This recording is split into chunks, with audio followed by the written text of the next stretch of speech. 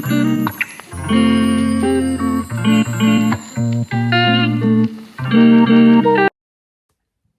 everyone and welcome to Linger Longer with Books. My name's Catherine and in this week's vlog I'm going to have a look at some of the fiction titles I've got on my bookshelves about cats. Now I guess you're either a cat or a dog person, but I have to say that I am a cat lover. I've got a rescue cat, he's called Shelby, which I know is a bit controversial because it's usually like a female name. But I adopted him when he was 4.5, and I was a huge Peaky Blinders fan, and I still am, but I just knew that I had to kind of rename him when I rehomed him. So he went from Marley to Shelby. So I am a collector of kind of cat books, fiction and non-fiction, just curious to kind of see how their kind of adventures and their tales play out, no pun intended.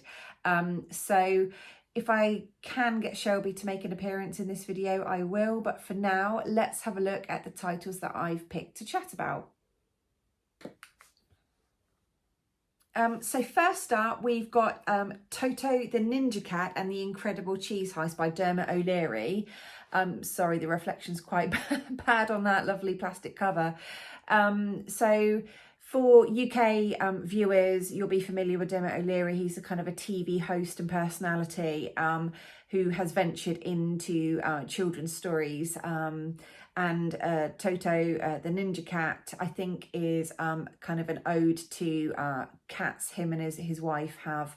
But I got this copy recently from a local library sale, I think it was. And I've seen these books about, there's a few in the series now, and I've kind of wanted to read this series for a little while, but I haven't ever kind of got my hands on a copy. So I was glad when that recently changed. I'll just read a little bit from the back just to kind of whet people's appetite if this does appeal. Something catastrophic has happened. All the cheese in the world has been stolen. Join Toto, her brother Silver, and their best friend Catface on a secret mission to save the day. Toto is going to need all her ninja skills to defeat the formidable cheese thief.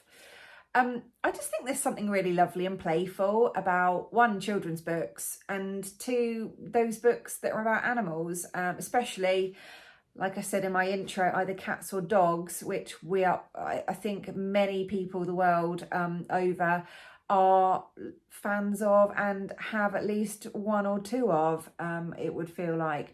So yeah, there's that one. I'm looking forward to reading that one quite soon, but I'll let you know kind of what I think of that in time to come. So the second book that I've picked to chat about today is Carbonel by Barbara Sleigh. Hadn't known anything about this book before I picked it up in a local charity book sale that's held a few times a year, which I'm sure that will feature on a future video. But for now, I just was really gripped by the cover. It just seemed lovely. It had those sort of bewitched vibes. There's obviously a little girl and a black cat on a broomstick, and I just thought that this would be lovely to get ready for kind of autumn October reading. So I'm just going to share again the blurb on the back. It says, when Rosemary buys an old broomstick and a black cat at the market, she has no idea that the broomstick is a witch's broomstick and that the cat is a magical royal cat. Rosemary is determined to help Carbonel return to his kingdom, but first Rosemary and her friend John must find a way to undo the Wicked Witch's spell. And this is published by Puffin, who obviously got a long legacy with really lovely children's stories. So I'm really looking forward to kind of diving into this world. Always appreciate it's got slightly bigger font than most adult fiction. I think it has got some illustrations in it somewhere, black and white. But yeah, lovely. So looking forward to putting that on my kind of autumn, September, October TBRs. So yeah, watch out for that one. Next is a really lovely book called The Book Cat by Polly Faber, and I have read this one. I bought it from the White Horse Bookshop in Marlborough a few years ago when I was up there for the literary festival, which is brilliant if you do get a chance. It's on every September time, and I would highly recommend. There's lots of adult kind of writers, fiction and non-fiction, and children's writers as well. But this one just really caught my eye in the White Horse. One, because it's quite an unusual size. It struck me. Secondly, the cover is beautiful. Haven't seen many covers like this at all, where you've got quite a dark kind of edging and then a really pale, lovely pink in the centre. But The Book Cat is set in during the Blitz in the Second World War in wartime London. And it's a lovely tale of kind of friendship, hardships between cats, kind of how they're surviving just as much as mankind is during that horrible time in our history. But if I just share a sneak peek, one, look at the lovely red on the inside, but it's got beautiful illustrations by Clara Vulliamy. I'm really sorry, Clara, if I've pronounced that incorrectly.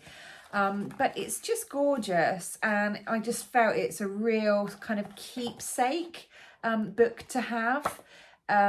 So it's one that I've read, one that I'm going to keep, and probably not let out of my mitts, pun intended, to many friends or family. I have to really trust them.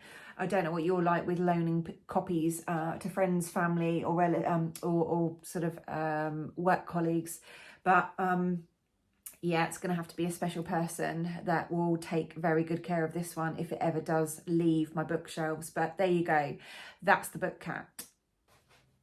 So the last book I'm going to share with you all today is The Cat Family Christmas. Now, don't shoot me. I know we are way off Christmas, but it's something to put on your bookish radars if you want to buy it for A, yourself, B, a young reader that you know, or C, yeah, you just want to be ahead and see, because sometimes it does pay to buy kind of like fashion, buy in the opposite seasons of the year. So you might be able to get this for a good deal.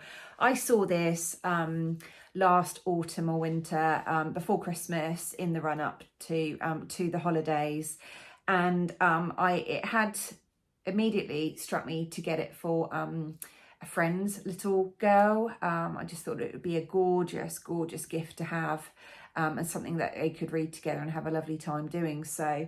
But I have to admit that when I bought my friend's little girl a copy, I also bought myself a copy.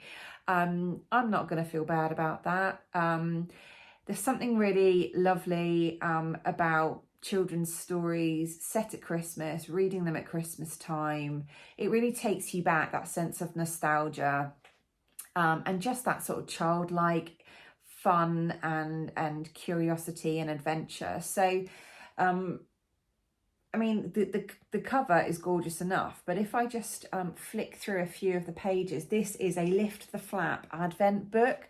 So it does take you through the days of Christmas, and it has got flaps, although the OCD person in me and the reader in me has not yet lifted the flaps. Hopefully you can see that through the shininess.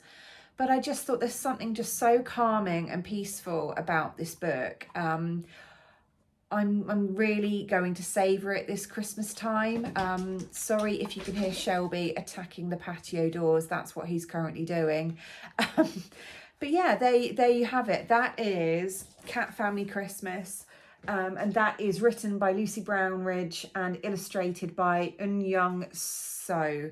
I'm really sorry again for the bad pronunciation. So there you have it. There are 4 books all about cats that are really charming. And like I said, even if there's that kind of young reader in you, or you just fancy a change from kind of heavy, dense adult fiction or non-fiction, then these are 4 that I definitely recommend you picking up. If you've got this far, firstly, thank you very much. I really appreciate your time, because I know this space is very busy and there's lots of great videos out there to watch. But if you are a cat lover and if you've enjoyed any of my videos so far, I'd really appreciate your support by leaving me a cat emoji with the hearts for the eyes. You know which one that is. And also, I'd love to know kind of where you're all watching from. So please pop in the comments where you're tuning in from. I'd love to know. I'm obviously in England on the south coast, but it'd be really nice just to see kind of where you all are. But thank you once again, and I really look forward to chatting with you all next week. Bye for now. Come here.